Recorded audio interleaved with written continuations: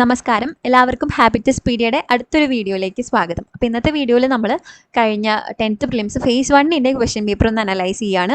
അപ്പോൾ അതിന് professional key വന്നു, എല്ലാവരും ആൻസേഴ്സ് ഒക്കെ നോക്കിയിട്ടുണ്ടാവും. പക്ഷേ ഈ ക്വസ്റ്റ്യൻസ് ഒക്കെ എവിടെ നിന്നാണ് വന്നത്, ഈ സോഴ്സ് എവിടെ നിന്നാണ്, അല്ലെങ്കിൽ ഏത് ഭാഗത്തു നിന്നാണ് ചോദ്യം വന്നത് എന്നുള്ളൊരു കൺഫ്യൂഷൻ ഇപ്പോഴും ഉണ്ടാവും. അപ്പോൾ അതൊന്ന് ക്ലിയർ ചെയ്യാൻ വേണ്ടിയിട്ട് നമ്മളിതിൽ എവിടെ നിന്നൊക്കെയാണ് ക്വസ്റ്റ്യൻസ് വന്നത് എന്നുള്ളത്, ആ ചാപ്റ്റേഴ്സൊക്കെ മാക്സിമം മെൻഷൻ ചെയ്യാൻ പറ്റുന്നത് നമ്മൾ ഈ വീഡിയോയിൽ ഇൻക്ലൂഡ് ചെയ്തിട്ടുണ്ട് കേട്ടോ. ആൻഡ് ഓൾസോ കുറച്ച് ഹെൽത്ത് ഇഷ്യൂസ് ആയതുകൊണ്ട് എനിക്ക് വീഡിയോ ഡിലേ ചെയ്യേണ്ടി വന്നു. അപ്പം ഫസ്റ്റ് ഓഫ് ഓൾ അപ്പോളജീസ്, ഇത്തിരി നേരം വൈകി പോയി അപ്ലോഡ് ചെയ്യാൻ. അപ്പോൾ നിങ്ങൾ പിന്നെ എൻ്റെ വോയിസ് ഒക്കെ ആണെങ്കിലും കുറച്ചിങ്ങനെ അത്ര സൂത്തിങ് അല്ല, ഇന്നത്തെ വീഡിയോ എടുക്കുമ്പോൾ വോയിസ് ഒക്കെ കുറച്ച് പ്രശ്നമായിട്ടാണ് തോന്നുന്നത്. അപ്പോൾ എല്ലാവരും അതൊന്ന് ക്ഷമിക്കുക. ആൻഡ് ഓൾസോ പുതിയതായിട്ടാണ് നമ്മുടെ വീഡിയോ വാച്ച് ചെയ്യുന്നത് എന്നുണ്ടെങ്കിൽ please do check out our channel. അതുപോലെ സബ്സ്ക്രൈബ് ചെയ്യുന്ന കാര്യം കൂടി ഒന്ന് പരിഗണിക്കുക കേട്ടോ.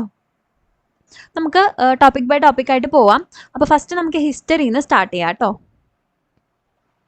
കേരള ഹിസ്റ്ററി ആൻഡ് റിനൈസൻസ് എന്ന് പറയുന്ന ആ ഒരു ഭാഗത്ത് നിന്ന് ഏറ്റവും കൂടുതൽ ചോദ്യം വന്നിട്ടുള്ളത് 8ാം ക്ലാസ്സിലെ ടെക്സ്റ്റ് ബുക്ക് എന്നാണ്. 8ാം ക്ലാസ്സിലെ 8ാമത്തെ പാഠം ദേശീയ പ്രസ്ഥാനവും കേരളവും. ഇതിന് തന്നെ ഒരു ഏകദേശം 7-8 ചോദ്യത്തോളം ഈ ഒരു ഭാഗത്ത് നിന്ന് വന്നിട്ടുണ്ട്. പിന്നെ അതുപോലെ അധിനിവേശവും ചെറുത്തുനിൽപ്പും ദേശീയ പ്രസ്ഥാനത്തിൻ്റെ ആവിർഭാവത്തിലേക്ക്, ഈ പാഠങ്ങളിൽ നിന്നാണ് ഏറ്റവും കൂടുതൽ ചോദ്യം വന്നിട്ടുള്ളത്. 8ാം ക്ലാസ്സിലെ ടെക്സ്റ്റ് ബുക്കാണ് കേട്ടോ അത്. നമുക്ക് ക്വസ്റ്റ്യൻസ് നോക്കാം.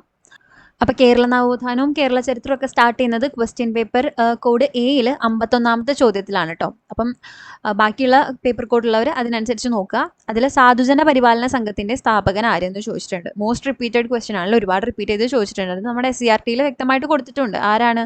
അയ്യങ്കാളിയാണ് അല്ലേ, സാധുജന പരിപാലന സംഘം അയ്യങ്കാളിയാണ്. ഇനി ആഴമേറും നിന്മഹസാം ആഴിയിൽ ഞങ്ങളാകവേ ആഴണം വാഴണം നിത്യം വാഴണം വാഴണം സുഖം. ഇത് ഏതിലെ വരികളാണെന്ന് ചോദിച്ചിട്ടുണ്ട്. ഇത് ദൈവദശകത്തിലെ വരികളാണ്. ഇത് SCERT-ൽ അങ്ങനെ എടുത്ത് കോട്ട് ചെയ്തിട്ടില്ല, പക്ഷെ ദൈവദശകത്തിനെ പറ്റിയിട്ട് പരാമർശിച്ചിട്ടുണ്ട്. ഇനി വീണ്ടും ഇതിൽ ശരിയായ ജോഡിയാണ് നമ്മളോട് ചോദിച്ചിട്ടുള്ളത്. അപ്പോൾ ഇത് നമ്മൾ SCERT-ൽ ആ ടെക്സ്റ്റിലെ 8ാമത്തെ പാഠത്തിലെ ആ ഒരു ബോക്സസ് നമ്മൾ പഠിച്ചിട്ടുണ്ടെങ്കിൽ തന്നെ നമുക്ക് ഇത് കിട്ടും. അപ്പോൾ ഇവിടെ ഇതാ കൊടുത്തിട്ടുണ്ട്. ഇവിടെ പ്രത്യക്ഷരക്ഷ ദൈവസഭ പൊയ്കയിൽ യോഹനാനാണെന്ന് കൊടുത്തിട്ടുണ്ട്. അരയ സമാജം പണ്ഡിറ്റ് KP കറുപ്പനാണെന്ന് കൊടുത്തിട്ടുണ്ട്. അതുപോലെ അടുക്കളയിൽ നിന്ന് അരങ്ങത്തേക്ക് VT ഭട്ടതിരിപ്പാടാണെന്നും കൊടുത്തിട്ടുണ്ട്. അപ്പോൾ ഇതൊക്കെ നമ്മൾ പഠിച്ചിട്ടുണ്ടെങ്കിൽ ഉറപ്പായിട്ടും ഇതൊക്കെ തെറ്റാണെന്ന് നമുക്കറിയാം അല്ലേ. തെറ്റാണ് വരിക. അതുപോലെ അരയ സമാജം പണ്ഡിറ്റ് KP കറുപ്പനാണെന്ന് പറഞ്ഞു, അതുപോലെ അടുക്കളയിൽ നിന്ന് അരങ്ങത്തേക്ക് VT ഭട്ടതിരിപ്പാടാണെന്ന് പറഞ്ഞു. നമുക്ക് ഉറപ്പായിട്ടും കിട്ടും ചട്ടമ്പി സ്വാമികളാണ് വേദാധികാര നിരൂപണം എന്നുള്ളത്. ഇനി ശ്രീനാരായണ ഗുരുവിനെ കുറിച്ച് ചോദിച്ചിട്ടുണ്ട്. 1888 അരുവപ്പുറത്ത് ശിവപ്രതിഷ്ഠ നടത്തി, അത് നമുക്കറിയാം. ഇനി പ്രാചീന മലയാളം ആദിഭാഷ അദ്ദേഹത്തിന്റെ കൃതികളാണോ? അല്ല, അത് തെറ്റായിട്ടുള്ള സ്റ്റേറ്റ്മെന്റ് ആണ് അല്ലേ.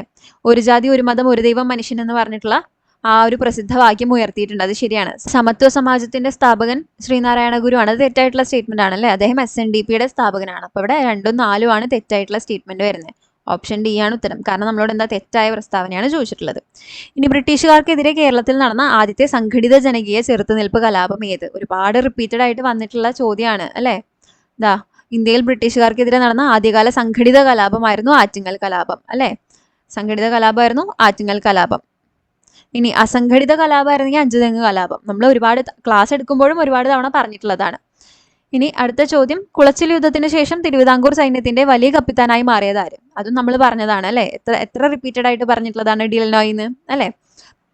ഇനി അടുത്ത ചോദ്യം, ഇന്ത്യയിലെ പല ഭാഗങ്ങളിൽ നടന്ന ഗോത്രവർഗ കലാപങ്ങളിൽ പെടാത്തത്. ഇത് ഇതേ സെന്റൻസ് ആയിട്ട് SCERT-ൽ കൊടുത്തിട്ടുണ്ട്, സെയിം സെന്റൻസ് ആയിട്ട്. ഇവിടെ കുറിച്ചർ കലാപം, പഹാരിയ കലാപം, കോൾ പ്രക്ഷോഭം, ഭിൽ കലാപം, ഖാസി കലാപം തുടങ്ങിയവ ബ്രിട്ടീഷുകാർക്കെതിരെ ഇന്ത്യയുടെ വിവിധ ഭാഗങ്ങളിൽ നടന്ന ചില ഗോത്ര കലാപങ്ങളാണ്. അപ്പം ഇതിൽ പെടാത്തത്, ഈ കൂട്ടത്തിൽ ഇല്ലാത്തത് ഏതായിരുന്നു അവിടെ ഓപ്ഷനിൽ കൊടുത്തിട്ടുള്ളത്? പഹാരിയ, സന്താള്, മാപ്പിള, കോൾ. നമുക്കറിയാം മാപ്പിള ലഹളയാണ് അല്ലേ. ഇനി പഴശ്ശി കലാപത്തിന്റെ പ്രധാന കാരണങ്ങളിൽ പെടുന്ന പ്രസ്താവന ഏത്? ബ്രിട്ടീഷുകാരുടെ തെറ്റായ നികുതി നയം, ബ്രിട്ടീഷുകാരുടെ പണമായുള്ള നികുതി പിരിവ്, വയനാട് കൈയടക്കാനുള്ള ബ്രിട്ടീഷുകാരുടെ നീക്കം, ബ്രിട്ടീഷുകാർ പഴശ്ശി രാജാവിന് കോട്ടയം പ്രദേശം പാട്ടത്തിന് നൽകിയത്. ഇതും നമ്മൾ പഴശ്ശിയുടെ ഭാഗം പഠിച്ചപ്പം കവർ ചെയ്ത് പോയതാണ് അല്ലേ. ആർക്കാണ്? കുറുമ്പ്രനാട് രാജാവിനാണ് കൊടുത്തത്. അപ്പോൾ പഴശ്ശി രാജാവിന് കൊടുത്തിട്ടില്ല, പ്രദേശം പാട്ടത്തിന് കൊടുത്തിട്ടില്ല. അപ്പം അത് തെറ്റാണെന്ന് അറിയുകയാണെങ്കിൽ നമുക്ക് അത് എലിമിനേറ്റ് ചെയ്ത് കളഞ്ഞാൽ എലിമിനേഷൻ വഴി സിമ്പിളായിട്ട് ആൻസറിലേക്ക് എത്താം. ഇവിടെയും 4 ഉണ്ട്, അപ്പോൾ ഇതല്ല. ഇവിടെയും 4 ഉണ്ട്, ഇതും അല്ല. ഏതാണ് ആൻസർ? 1 and 3 ആണ് വരിക. ഓപ്ഷൻ A ആണ് അപ്പോൾ കറക്റ്റ് ആൻസർ വരുന്നത്. ഇനി അടുത്ത ക്വസ്റ്റ്യൻ വരുന്നത്, താഴെ തന്നിരിക്കുന്നവയിൽ പരസ്പര ബന്ധമില്ലാത്തത് ഏതെന്നാണ് നമ്മളോട് ചോദിച്ചിട്ടുള്ളത്. ഇതും SCERT ടെക്സ്റ്റിൽ വൃത്തിയായിട്ട് കൊടുത്തിട്ടുണ്ട്. ഇവിടെ നമ്മൾ നോക്കുകയാണെങ്കിൽ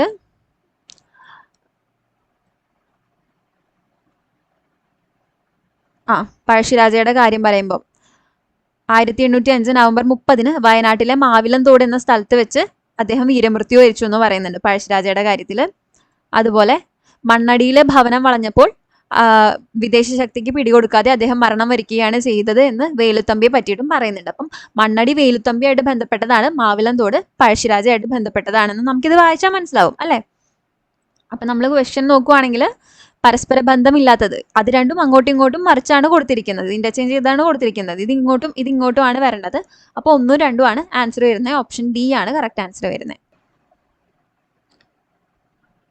ഇനി അടുത്തത് താഴെ കൊടുത്തിരിക്കുന്ന സംഭവങ്ങളുടെ ശരിയായ കാലഗണന ക്രൊണോളജിയാണ് ചോദിച്ചിട്ടുള്ളത്. ഇതിൽ നമുക്ക് കുണ്ടറ വിളംബരം അറിയാം, എല്ലാവർക്കും അറിയാം. 1809 ആണ്, 1809 ആണ്.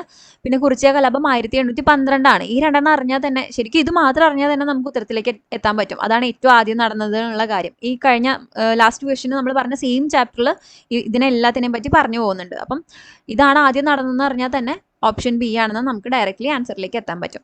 അപ്പോൾ ഇത്രയാണ് റിനൈസൻസിന്റെ ഭാഗത്തുനിന്ന് വന്നിരുന്ന ചോദ്യങ്ങൾ. വളരെ എളുപ്പമായിരുന്നു. ആകെ ആ ഒരു 2 ചാപ്റ്റർ പഠിച്ചാൽ തന്നെ ഇതിൽ നമുക്ക് മോസ്റ്റ് ഓഫ് ദ ക്വസ്റ്റ്യൻസും കറക്റ്റ് ആക്കാൻ പറ്റുന്ന ഒരു ഭാഗമായിരുന്നു ഇവിടെ വന്നിട്ടുള്ളത്. ഇനി നമുക്ക് ബാക്കി ക്വസ്റ്റ്യൻസ് നോക്കാം. ഇനി 2 ചോദ്യങ്ങൾ ഇവിടെ, ഇതും കേരള റിനൈസൻസിന്റെ ഭാഗത്ത് നിന്ന് വന്നിട്ടുള്ളത് അല്ലെ. ഒരുപാട് റിപ്പീറ്റഡ് ആയിട്ട് ചോദിച്ചിട്ടുള്ള ചോദ്യങ്ങൾ തന്നെയാണ്. വാദിക്കാനും ജയിക്കാനുമല്ല, അറിയാനും അറിയിക്കാനുമാണ് എന്ന പ്രഖ്യാപനത്തോടെ ശ്രീനാരായണ ഗുരു സർവമത സമ്മേളനം വിളിച്ചു ചേർത്തത് എവിടെ വെച്ചാണ്? എവിടെയായിരുന്നു? ആലുവയിലായിരുന്നു അല്ലെ. 34 ആലുവയിലായിരുന്നു വരുന്നത്. ഇനി ആത്മവിദ്യാ സംഘം ആരാണ് സ്ഥാപിച്ചത്? ആത്മവിദ്യാ സംഘം വാഗ്ഭടാനന്ദർ. റിപ്പീറ്റഡ് ആയിട്ട് വന്നിട്ടുള്ള സാധനമാണ്. ഇനി നമ്മൾ മോഡേൺ ഇന്ത്യൻ ഹിസ്റ്ററിയിലേക്ക് വരുമ്പം കുറച്ച് അൺഎക്സ്പെക്റ്റഡ് ആയിട്ടുള്ള ഏരിയാസ് നിന്നാണ് ക്വസ്റ്റ്യൻസ് വന്നത്. കുറച്ച് കൺഫ്യൂസിങ് ആയിരുന്നു. അപ്പോൾ അതിൽ മോസ്റ്റ്ലി കുറേ ചോദ്യങ്ങൾ വന്നത് +1 +2 ടെക്സ്റ്റ് എന്നാണ് കേട്ടോ. അപ്പോൾ ഇതിൽ നമ്മൾ പറയുകയാണെങ്കിൽ ഇവിടെ കലാപകാരികളും രാജും എന്ന് പറയുന്ന പാഠത്തിൽ നിന്ന് വന്നിട്ടുണ്ട്. അതുപോലെ challenges of national building class 12 politics ടെക്സ്റ്റിലെ രാഷ്ട്ര നിർമ്മാണത്തിലെ വെല്ലുവിളികൾ, അതുപോലെ ആസൂത്രിത വികസനത്തിൻ്റെ രാഷ്ട്രീയം എന്നിങ്ങനെയുള്ള പാഠങ്ങളിൽ നിന്നൊക്കെ +2 നിന്ന് ഹിസ്റ്ററിയിൽ നിന്നും പൊളിറ്റിക്സിൽ നിന്നും എന്ത് വന്നിട്ടുണ്ട്? ക്വസ്റ്റ്യൻസ് വന്നിട്ടുണ്ട്. അപ്പം അതൊക്കെ കുറച്ച് കൺഫ്യൂസിങ് ആയിരുന്നു. പക്ഷെ എന്നാലും കോമൺ സെൻസ് വെച്ച് നമുക്ക് കുറച്ചൊക്കെ കണ്ടുപിടിക്കാൻ പറ്റുന്ന ക്വസ്റ്റ്യൻസും ആയിരുന്നു. അപ്പം നമുക്ക് ക്വസ്റ്റ്യൻസ് നോക്കാം. ഏത് സത്യാഗ്രഹത്തിന്റെ പ്രചാരണ സമയത്താണ് നേതാവ് എന്ന അർത്ഥമുള്ള സർദാർ എന്ന വിളിപ്പേര് വല്ലഭായ് പട്ടേലിന് ലഭിച്ചത്? അപ്പോൾ സർദാർ വല്ലഭായ് പട്ടേൽ എന്നുള്ള പേര് തന്നെ എന്തുമായിട്ട് റിലേറ്റ് ചെയ്ത് വരുന്നത്? ബർദോളി സത്യാഗ്രഹം എന്ന് നമുക്കറിയാം അല്ലേ, അതിന്റെ ലീഡർ ആയിരുന്നു. അപ്പം അത് കിട്ടി. ഇനി ചപ്പാത്തി പ്രസ്ഥാനം സ്വാതന്ത്ര്യ സമരത്തിലെ ഏത് സംഭവവുമായി ബന്ധപ്പെട്ടിരിക്കുന്നു? ഇത് മെൻഷൻ ചെയ്യുന്നത് ഈ പറഞ്ഞ പോലെ കലാപകാരികളും രാജും എന്ന് പറയുന്ന പാഠത്തിലെ ഒരു ചെറിയ പാരഗ്രാഫിൽ പറയുന്നുണ്ട്. എന്താണ്? അതായത് 1857 റിവോൾട്ടിന്റെ സമയത്ത് രാത്രികാലങ്ങളിൽ ഒരാൾ വരികയും ആ ഗ്രാമത്തിലെ കാവൽക്കാരന് ഒരു ചപ്പാത്തി കൊടുക്കുകയും ഇനിയും 5 ചപ്പാത്തി കൂടിയുണ്ട്, അടുത്ത ഗ്രാമത്തിലും വിതരണം ചെയ്യണമെന്ന് ആവശ്യപ്പെടുകയും അങ്ങനെ അത് തുടരുകയും ചെയ്തു. ചപ്പാത്തികൾ വിതരണം ചെയ്തതിന്റെ അർത്ഥവും ഉദ്ദേശവും അന്നും ഇന്നും വ്യക്തമല്ല. എന്നാൽ ജനങ്ങൾ ഇതിനെ കലാപത്തിന്റെ സൂചനയായിട്ടാണ് കണക്കാക്കിയിരുന്നത് എന്ന കാര്യത്തിൽ യാതൊരു സംശയവും ഇല്ല എന്ന് മെൻഷൻ ചെയ്യുന്നുണ്ട്. അപ്പോൾ ഈ ചപ്പാത്തിന്റെ റോളിന്റെ ഉള്ളിൽ തന്നെ മെസ്സേജസ് പാസ് ചെയ്തിരുന്നു എന്ന് അങ്ങനെയുള്ള ഒരു അഭ്യൂഹങ്ങളും പടർന്നിരുന്നു. അപ്പം അത് എന്തുമായിട്ട് ബന്ധപ്പെട്ടതാണ്? നമ്മുടെ 1ാം സ്വാതന്ത്ര്യ സമരവുമായിട്ട് ബന്ധപ്പെട്ടതാണ്. ഇനി ഡോക്ടർ KN രാജുമായി ബന്ധപ്പെട്ട തെറ്റായ പ്രസ്താവന. അപ്പോൾ തെറ്റായ പ്രസ്താവനയാണ് ചോദിക്കുന്നത്. അതിൽ ഫസ്റ്റ് സ്റ്റേറ്റ്മെന്റ് തന്നെ നമുക്ക് പെട്ടെന്ന് കാണുമ്പോൾ കിട്ടും അല്ലെ. പ്ലാനിംഗ് കമ്മീഷൻ ചെയർമാൻ ആരാണ് ആവാറ്? പ്രധാനമന്ത്രിമാരാണ് പ്ലാനിംഗ് കമ്മീഷന്റെ ചെയർമാനായിട്ട് വരാറ്. അപ്പം ഇദ്ദേഹം എന്തായാലും നമ്മുടെ പ്രൈം മിനിസ്റ്റർ ആയിട്ടില്ല. അപ്പോൾ ഫസ്റ്റ് സ്റ്റേറ്റ്മെന്റ് തന്നെ തെറ്റാണ്. അപ്പോൾ ഒന്നെങ്കിൽ A ആവാം അല്ലെങ്കിൽ D ആവാം. ഇനി A എടുത്ത് നോക്കുകയാണെങ്കിൽ 3rd statement centre for development സ്റ്റഡീസിന്റെ സ്ഥാപകനാണ് KN രാജ്. അത് ശരിയായിട്ടുള്ള സ്റ്റേറ്റ്മെന്റ് ആണ്, അത് നമുക്കറിയാം അല്ലെ. അപ്പൊ എന്തായാലും D ആണ് ആൻസർ വരിക. ഇത് റിസർവ് ബാങ്ക് ഗവർണർ, അദ്ദേഹം റിസർവ് ബാങ്ക് ഗവർണർ ആയിട്ടില്ല അല്ലെ. പ്ലാനിംഗ് കമ്മീഷൻ ചെയർമാൻ അല്ല, റിസർവ് ബാങ്ക് ഗവർണർ അല്ല. അപ്പൊ അത് കിട്ടിയാൽ തന്നെ D ആണ് ആൻസർ എന്ന് നമുക്ക് കിട്ടും. ഇനി സെന്റർ ഫോർ ഡെവലപ്മെന്റ് സ്റ്റഡീസിന്റെ സ്ഥാപകനാണ്. അതുപോലെ organisational issues in Indian agriculture എന്ന് പറയുന്ന പുസ്തകം രചിച്ചിട്ടുണ്ട്. ഇനി ക്വിറ്റ് ഇന്ത്യ സമര നായിക എന്നറിയപ്പെട്ടത് ആരാണ്? അരുണ ആസഫ് അലി ആണ് അല്ലേ. ഇനി അടുത്ത ചോദ്യത്തിൽ ബോംബെ പ്ലാനുമായി ബന്ധപ്പെട്ട തെറ്റായ പ്രസ്താവനകളാണ് ചോദിച്ചിട്ടുള്ളത്. അപ്പോൾ തെറ്റായ സ്റ്റേറ്റ്മെന്റ്സ് ആണ് ചോദിച്ചിട്ടുള്ളത്. അപ്പോൾ ഈ ബോംബെ പ്ലാൻ എവിടെയാണ് വരുന്നത്? അത് +2 ടെക്സ്റ്റിലാണ്. ആസൂത്രിത വികസനത്തിന്റെ രാഷ്ട്രീയം എന്ന് പറഞ്ഞിട്ടുള്ള പാഠത്തിലാണ് വരുന്നത്. അപ്പോൾ ഇവിടെ പറയുന്നുണ്ട്, അതായത് പൊതുവെ നമ്മൾ കരുതുന്നത് വ്യവസായികളെ പോലെയും വലിയ കച്ചവട സംരംഭകരെ പോലെയുമുള്ള സ്വകാര്യ നിക്ഷേപകർ ആസൂത്രണം എന്ന ആശയത്തോട് താല്പര്യമില്ലാത്തവരാണ് എന്നും മൂലധനത്തിന്റെ ഒഴുക്കിനെ രാഷ്ട്രം നിയന്ത്രിക്കാത്ത ഒരു തുറന്ന സമ്പദ് വ്യവസ്ഥയാണ് അവർ ആഗ്രഹിക്കുന്നതെന്നുമാണ്. എന്നാൽ അതല്ല ഇവിടെ സംഭവിച്ചത്. അപ്പൊ ഇവിടെ എന്താണ് സംഭവിച്ചത്? അവർ ആസൂത്രണത്തിനോട് താല്പര്യമില്ലാത്തവരായിരുന്നോ? അല്ല, അല്ലെ? ആസൂത്രണത്തിനോട് അനുകൂലിച്ച ആളുകളാണെന്നാണ് പറയുന്നത്. ഇനി അതുപോലെ ഇവിടെ പറയുന്നുണ്ട്, ഇതാണ് ബോംബെ പദ്ധതി. വ്യവസായിക മേഖലയിലടക്കം സാമ്പത്തിക നിക്ഷേപങ്ങളിൽ രാഷ്ട്രത്തിന് മുൻകൈ ഉണ്ടാകണമെന്നാണ് ബോംബെ പദ്ധതി ആവശ്യപ്പെട്ടത്. ഈ സ്റ്റേറ്റ്മെന്റ് അങ്ങനെ തന്നെയാണ് അവിടെ ക്വസ്റ്റ്യനിൽ വന്നിരിക്കുന്നത്. അപ്പോ ക്വസ്റ്റ്യൻ നോക്കാം. ഇവിടെ ഫസ്റ്റ് സ്റ്റേറ്റ്മെന്റ് നമ്മളോട് തെറ്റായ പ്രസ്താവനയാണ് കേട്ടോ ചോദിച്ചിട്ടുള്ളത്. വ്യവസായികളും സംരംഭകരും ആസൂത്രണത്തിനെതിരായിരുന്നു. ആണോ? അല്ല, ആസൂത്രണത്തിന് അനുകൂലിച്ചിട്ടാണ് നിന്നിരുന്നത്. അപ്പോൾ ഇത് തെറ്റായിട്ടുള്ള സ്റ്റേറ്റ്മെന്റ് ആണ്. ഇനി വ്യവസായികവും സാമ്പത്തികവുമായ നിക്ഷേപങ്ങളിൽ രാഷ്ട്രം മുൻകൈ എടുക്കണമെന്ന് ആവശ്യം ഉന്നയിച്ചു. അല്ലേ? ശരിയാണ്, ആ സ്റ്റേറ്റ്മെന്റ് ആണ് അങ്ങനെ തന്നെ കൊടുത്തിരിക്കുന്നത്. ഇനി ആഗോള മൂലധന നിക്ഷേപത്തിനായി വാദിച്ചു. ആണോ? അല്ലല്ലോ. അവരെന്താ പറഞ്ഞത്? ക്ലോസ്ഡ് എക്കണോമി മതി എന്നല്ലേ പറഞ്ഞേ? അതായത് അങ്ങനെ തുറന്ന ഒരു സമ്പദ് വ്യവസ്ഥ വേണമെന്നല്ലല്ലോ പറഞ്ഞേ. തുറന്ന സമ്പദ് വ്യവസ്ഥ വേണ്ട, അല്ലെ? അപ്പൊ ആഗോള നിക്ഷേപം വേണ്ട. ഇനി ആസൂത്രിത സമ്പദ് വ്യവസ്ഥയ്ക്കുള്ള നിർദ്ദേശങ്ങൾ തയ്യാറാക്കി. അത് ശരിയായിട്ടുള്ള സ്റ്റേറ്റ്മെന്റ് ആണ്. അപ്പൊ ഇവിടെ 1ഉം 3ഉമാണ് തെറ്റായ പ്രസ്താവനകൾ. ഓപ്ഷൻ ബി ആണ് ശരിയായിട്ട് വരുന്നത്.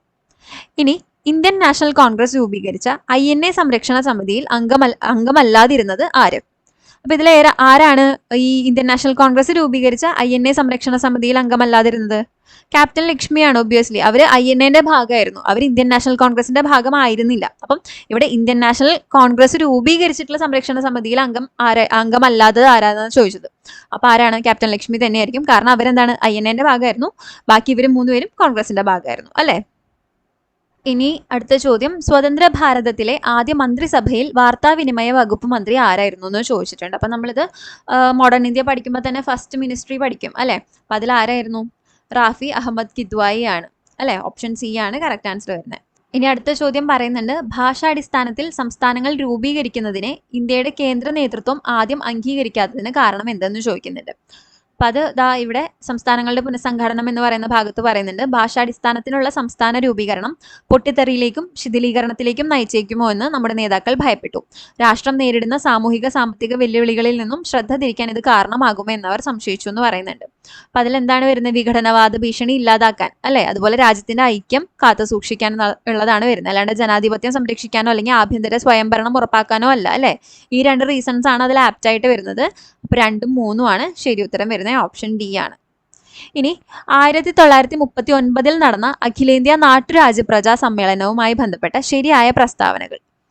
ശരിയായിട്ടുള്ള സ്റ്റേറ്റ്മെന്റ്സ് ആണ് ചോദിച്ചിട്ടുള്ളത്. ഇന്ത്യയുടെ ഐക്യം എന്ന സങ്കല്പത്തിന് കരുത്തേകി പൗരാവകാശങ്ങൾ നാട്ടുരാജ്യങ്ങളിലെ പ്രജകൾക്ക് നൽകണമെന്ന് വാദിച്ചു. അത് 2ഉം ശരിയായിട്ടുള്ള സ്റ്റേറ്റ്മെന്റ് ആണ്. ഇനി നാട്ടുരാജ്യങ്ങളുടെ സ്വാതന്ത്ര്യത്തിന് വേണ്ടി വാദിച്ചു. അത് തെറ്റായിട്ടുള്ള സ്റ്റേറ്റ്മെന്റ് ആണ്. നാട്ടുരാജാക്കന്മാരുടെ കൂട്ടായ്മ നിലവിൽ വന്നു. അതൊന്നും വന്നിട്ടില്ല, അല്ലെ? ഫസ്റ്റ് ആൻഡ് സെക്കൻഡ് സ്റ്റേറ്റ്മെന്റ് ആണ് കറക്റ്റ്. അപ്പോൾ എ ആണ് ശരി ഉത്തരം വരുന്നത്. ഇനി 30ാമത്തെ ചോദ്യം, താഴെ പറയുന്നവരിൽ കേന്ദ്രീകൃത ആസൂത്രണത്തിന്റെ വിമർശകനായിരുന്ന വ്യക്തി ആര്? അപ്പം സെൻട്രലൈസ്ഡ് പ്ലാനിങ്ങിന്റെ വിമർശകനാണ് ചോദിച്ചിട്ടുള്ളത്. അപ്പൊ ഇവിടെ ഓപ്ഷൻസ് കണ്ടാൽ തന്നെ നമുക്കറിയാം, അല്ലെ? ജവഹർലാൽ നെഹ്റു, വിശ്വേശ്വരയ്യ ഒക്കെ ആർക്കിടെക്ട്സ് ഓഫ് മോഡേൺ പ്ലാനിംഗ് എന്ന് പറയുന്ന ആളുകളാണ്. അതുപോലെ KN രാജ ആണെങ്കിലും കമ്മ്യൂണിറ്റി ഡെവലപ്മെന്റ് പ്രോഗ്രാം ഒക്കെ കൊണ്ടുവന്നതാണ്. അപ്പൊ C രാജഗോപാലാചാര്യാണ് ഇതിൽ ഓഡ് വൺ ആയിട്ട് വരുന്നത്. ഓപ്ഷൻ സി ആണ് അപ്പൊ അവിടെ ആൻസർ വരുന്നത് കേട്ടോ. ഇനി നമ്മൾ ജോഗ്രഫി നോക്കുകയാണെങ്കിൽ, ജോഗ്രഫി കുറേ പേർക്കൊക്കെ പണി കിട്ടിയത് എന്താണെന്ന് വെച്ചാൽ, നമ്മളെല്ലാവരും 10th ലെവലിലുള്ള ടെക്സ്റ്റ് ഒക്കെ വായിച്ചു പോയപ്പം അവർ +1 +2 എന്നാണ് ഏറ്റവും കൂടുതൽ ക്വസ്റ്റ്യൻസ് ഇട്ടേക്കുന്നത്. എസ്പെഷ്യലി +1 ടെക്സ്റ്റിൽ ഇന്ത്യ സ്ഥാനം, അതുപോലെ ഘടനയും ഭൂപ്രകൃതിയും, ഈ ഒരു ചാപ്റ്ററിൽ നിന്ന് ഒരുപാട് ചോദ്യങ്ങൾ ഇട്ടിട്ടുണ്ട്. നീരൊഴുക്ക് വ്യൂഹം എന്ന് പറയുന്ന പാഠത്തുനിന്ന് ചോദ്യങ്ങൾ വന്നിട്ടുണ്ട്. പിന്നെ അതുപോലെ ഇവിടെ ധാതുക്കളും ശിലകളും എന്നുള്ള ഭാഗത്തുനിന്ന് ചോദ്യം വന്നിട്ടുണ്ട്. ഇതൊക്കെ +1 +2 ടെക്സ്റ്റ് ആണ്. അതുപോലെ ധാതുക്കളും ഊർജ്ജ വിഭവങ്ങളും എന്ന് പറയുന്ന ഈ ചാപ്റ്ററിൽ നിന്ന് ചോദ്യം വന്നിട്ടുണ്ട്. ഈ ചാപ്റ്റേഴ്സിനൊക്കെ +1 +2 എന്നാണ് മോസ്റ്റ്ലി ജോഗ്രഫിയിൽ ചോദ്യം വന്നിട്ടുള്ളത്. അപ്പൊ ഇതിൽ നമുക്ക് 11ാമത്തെ ക്വസ്റ്റ്യൻ തൊട്ടിട്ടാണ് ക്വസ്റ്റ്യൻ പേപ്പർ കോഡ് A ഉള്ളവർക്ക് വരുന്നത് കേട്ടോ. മൊളാസിസ് തടം എന്നറിയപ്പെടുന്ന ഇന്ത്യയിലെ സംസ്ഥാനം ഏത് എന്നാണ് ചോദ്യം വന്നിട്ടുള്ളത്. മൊളാസിസ് തടം എന്നറിയപ്പെടുന്നത് മിസോറാം ആണെന്ന് കൊടുത്തിട്ടുണ്ട്. മിസോറാം ആണ്, അത് ആ ടെക്സ്റ്റിലുള്ളതാണ്. പക്ഷെ നമ്മൾ കുറേ പേരൊന്നും പ്രിപ്പയർ ചെയ്തിട്ടുണ്ടായിരുന്നില്ല. നമ്മൾ +1 +2 ടെക്സ്റ്റ് എക്സ്പെക്ട് ചെയ്യുന്നില്ലല്ലോ. അപ്പോൾ 10th ലെവൽ SCRT NCRT ഒക്കെ പഠിച്ചു പോയവരുണ്ട്. പക്ഷേ +1 ടെക്സ്റ്റിൽ നിന്നാണ് ചോദ്യം കൂടുതൽ വന്നിട്ടുള്ളത്. പിന്നെ ഇതൊരു കറണ്ട് അഫയേഴ്സ് ക്വസ്റ്റ്യൻ ആയിരുന്നു. ഇന്ത്യയിലെ ഏറ്റവും വലിയ തുരങ്ക റെയിൽ പാത ഏതായിരുന്നു? കറണ്ട് അഫയേഴ്സ് റിലേറ്റഡ് ആയിട്ട് വന്നതാണ്. പിർപ്പഞ്ചൽ പാതയാണ് കറക്റ്റ് ആൻസർ വരുന്നത്. ഇനി ഇന്ത്യയിലെ വാതോർജ്ജ നിലയം ഏതാണ്? ഇന്ത്യയിലെ വാതോർജ്ജ നിലയം അത് ലംബയാണ്. ഇപ്പൊ മണിക്കരൻ മറ്റേ ജിയോ തെർമൽ ആണെന്ന് നമുക്കറിയാം. അതുപോലെ കാക്രപ്പാറ ഓഖ്ലെ അല്ല. അപ്പൊ ലംബയാണ്. അതും ഇതിന്റെ ഓൾഡ് ടെക്സ്റ്റിൽ മെൻഷൻ ചെയ്തിട്ടുണ്ട്. എൻ്റെ കയ്യിൽ കിട്ടിയ ടെക്സ്റ്റിൽ അതിന്റെ PDF ഇത് കാണാനില്ല, പക്ഷെ പഴയ ടെക്സ്റ്റിലുണ്ട്, ഇത് മെൻഷൻ ചെയ്തിട്ടുണ്ട്. ഇനി ഹിമാലയത്തിലെ ലവണജല തടാകം വരുന്നത് റാക്കാസ് ആണ്. അതും ഇപ്പൊ ഞാൻ കണ്ടുപിടിച്ചപ്പം ഇതിൽ റാക്കാസിന് മെൻഷൻ ചെയ്തിട്ടുണ്ട്, പക്ഷെ റാക്കാസ് ആണ് ലവണജല തടാകം എന്ന് എടുത്ത് പറഞ്ഞിട്ടില്ല ഇവിടെ. റാക്കാസ് തടാകത്തിനെ പറ്റി മെൻഷൻ ചെയ്യുന്നുണ്ട്. പിന്നെ ഇവിടെ പറയുന്നത് എന്താന്ന് വെച്ചാല് ദാൽ വൂളാർ എന്നീ ശുദ്ധജല തടാകങ്ങളെ പറ്റിയും പറയുന്നുണ്ട്. അപ്പൊ ദാലും വൂളാറും ശുദ്ധജല തടാകങ്ങളാണെന്ന് നമുക്കറിയാം. ദാലല്ല വൂളാറല്ല എന്നറിയാം. ലോണാറും ശുദ്ധജല തടാകമാണെന്ന് അറിയുകയാണെങ്കിൽ റാക്കാസ് ആണ് ലവണജലം എന്ന് അറിയേണ്ടതാണ്. ദാലും വൂളാറും ഓൾറെഡി അറിയുന്ന ആൾക്കാർക്ക് ഒരു 50-50 എന്നുള്ള രീതിയിൽ നിന്നേനെ. അപ്പൊ ഇവിടെ ഹിമാലയത്തിലെ ലവണജല തടാകം വരുന്നത് റാക്കാസ് ആണ്. ഇനി പ്രാചീന കാലത്ത് ബംഗാളിലെ സോനാർ താഴ്വരയെയും സിന്ധു താഴ്വരയെയും ബന്ധിപ്പിച്ചിരുന്ന പാത. ഇത് നമ്മൾ ക്ലാസ് എടുക്കുമ്പോഴാണെങ്കിലും ഗ്രാൻഡ് ട്രങ്ക് റോഡിനെ പറ്റി പറഞ്ഞത് ഓർമ്മയുണ്ടെങ്കിൽ നിങ്ങൾക്ക് കിട്ടും. ഷാഹി പാതയാണ് കറക്റ്റ് ആൻസർ വരുന്നത്. ഗ്രാൻഡ് ട്രങ്ക് റോഡ് നമ്മൾ പഠിച്ചിട്ടുണ്ട്, GT റോഡ് അല്ലേ. ഇനി എണ്ണപ്പാടം അടിസ്ഥാനമാക്കിയുള്ള ഇന്ത്യയിലെ എണ്ണ ശുദ്ധീകരണശാല, അതും ദിഗ്ബോയ് ആണ് വരുന്നത്. അതും ആ ടെക്സ്റ്റിലുള്ളതാണ്.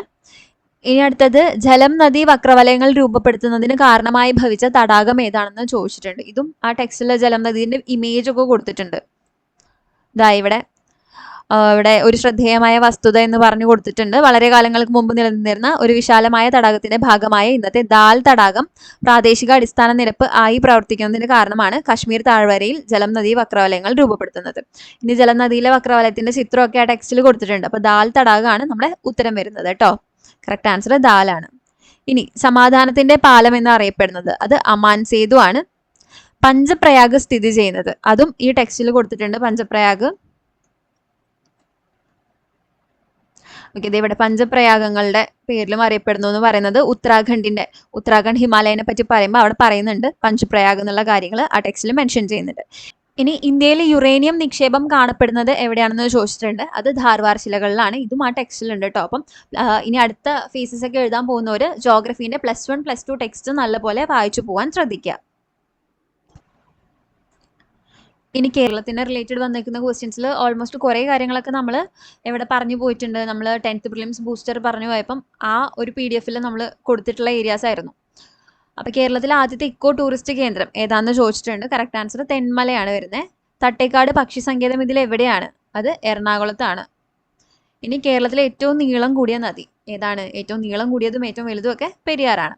ഇനി 5 വണ്ണം എന്നാൽ എന്ത്? 5 വണ്ണം എന്ന് പറയുന്നത് 6ാം ക്ലാസ്സിലെ ഹിസ്റ്ററി ടെക്സ്റ്റിൽ ഈ സംഭവം കൊടുത്തിട്ടുണ്ട്. ഞാൻ കാണിച്ചു തരാം.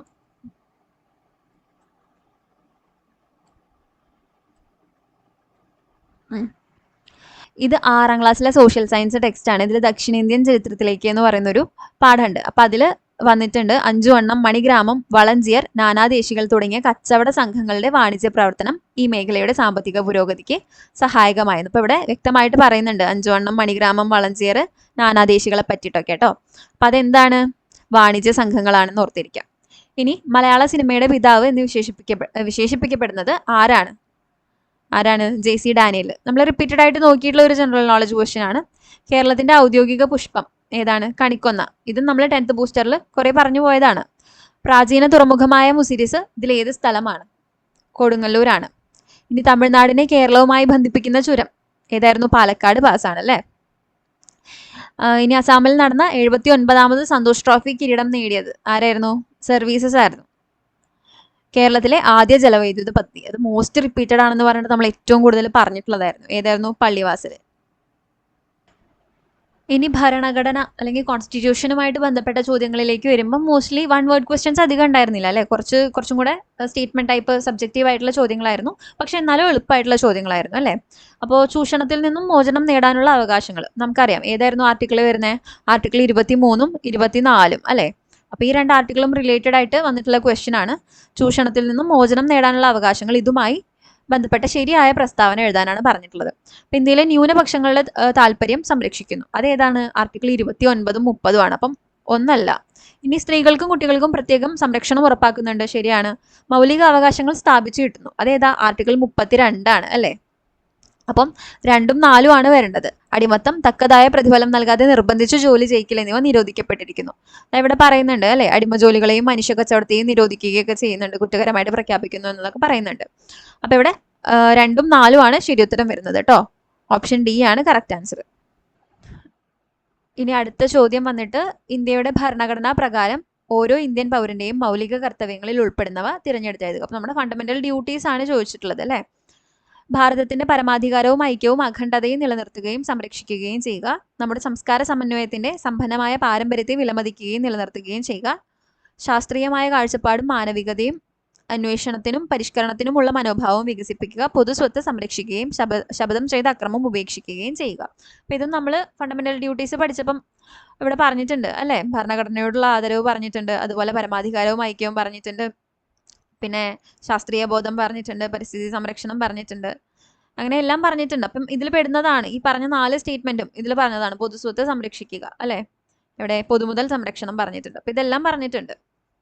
അപ്പൊ ഇവിടെ കറക്റ്റ് ആൻസർ വരുന്നത് ഏതാണ്? ഓപ്ഷൻ ഡി ആണ്. 1, 2, 3, 4 എല്ലാം ശരിയാണ്. ഇനി ഭരണഘടനയുടെ ഭാഗം 4A പ്രതിപാദിക്കുന്നത് എന്തിനെ കുറിച്ചാണ്? ഭരണഘടനയുടെ ഭാഗം 4A.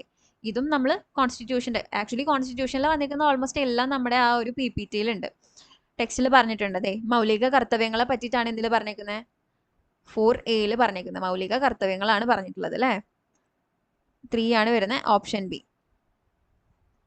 ഇനി അടുത്ത ചോദ്യം വന്നിട്ട് ഇന്ത്യയുടെ ഭരണഘടനാ പ്രകാരം ഓരോ ഇന്ത്യൻ പൗരന്റെയും മൗലിക കർത്തവ്യങ്ങളിൽ ഉൾപ്പെടുന്നവ തിരഞ്ഞെടുത്ത് എഴുതുക. അപ്പൊ നമ്മുടെ ഫണ്ടമെന്റൽ ഡ്യൂട്ടീസ് ആണ് ചോദിച്ചിട്ടുള്ളത് അല്ലെ.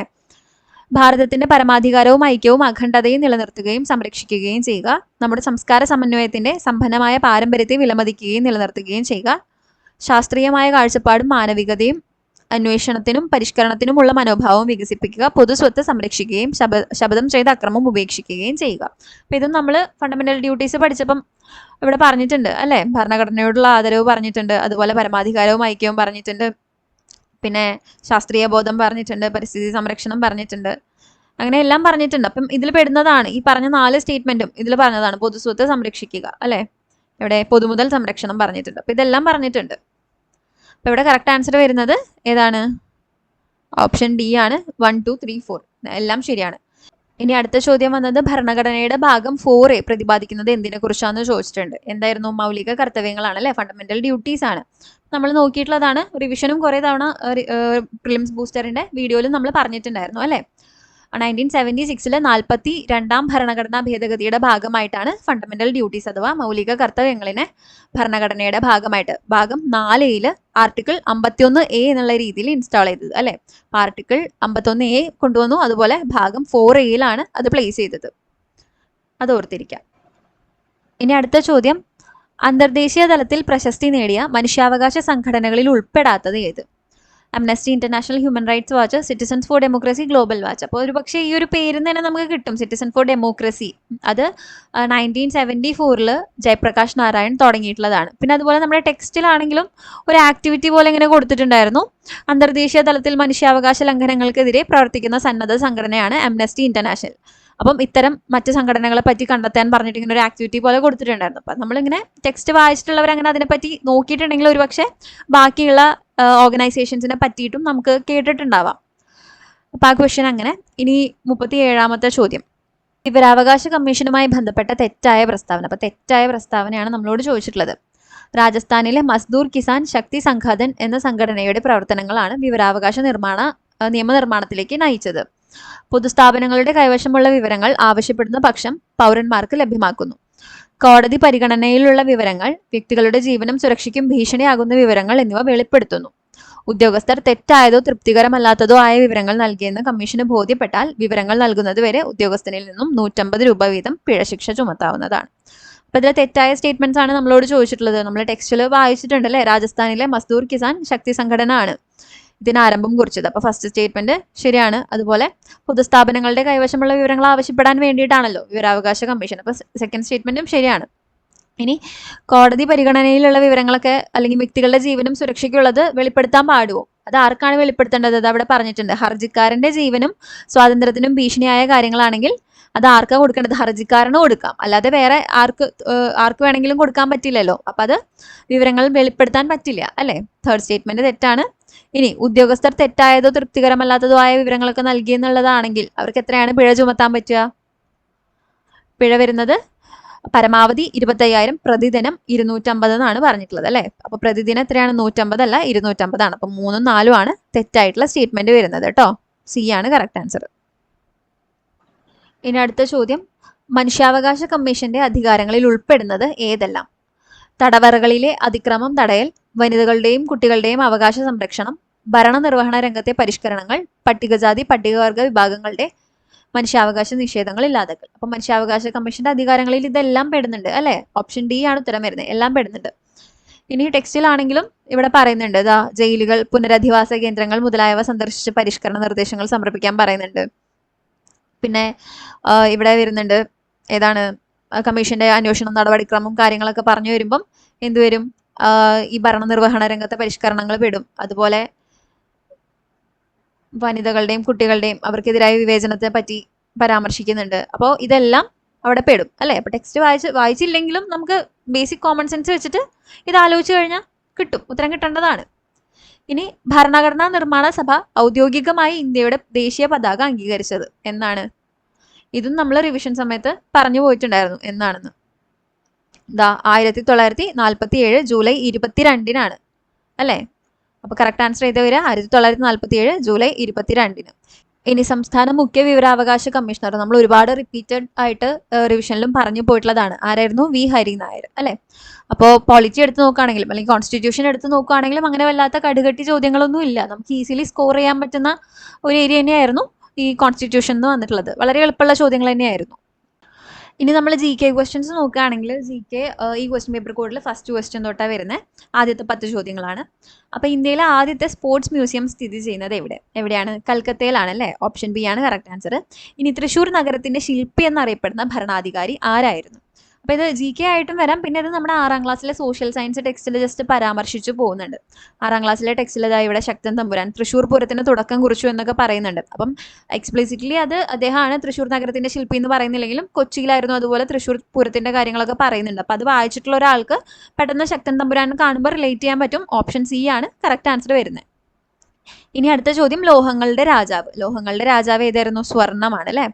ഇനി ഇന്ത്യയിലെ ആദ്യത്തെ ദേശീയ artificial intelligence and digital water ഉച്ചകോടി 2026 നടന്നത് എവിടെയാണ്? കറക്റ്റ് ആൻസർ വരുന്നത് ഓപ്ഷൻ എ ആണ്, ബാംഗ്ലൂരു ആണ് കേട്ടോ. ഇനി 2025 ഓടക്കുഴൽ പുരസ്കാരത്തിന് അർഹനായത് ആരാണെന്നാണ് 5ാമത്തെ ചോദ്യം വരുന്നത്. അത് EP രാജഗോപാൽ ആണ്. ഇനി 6ാമത്തെ ചോദ്യം, കേരള സർക്കാരിന്റെ പരമോന്നത കായിക ബഹുമതി ഏതാണ്?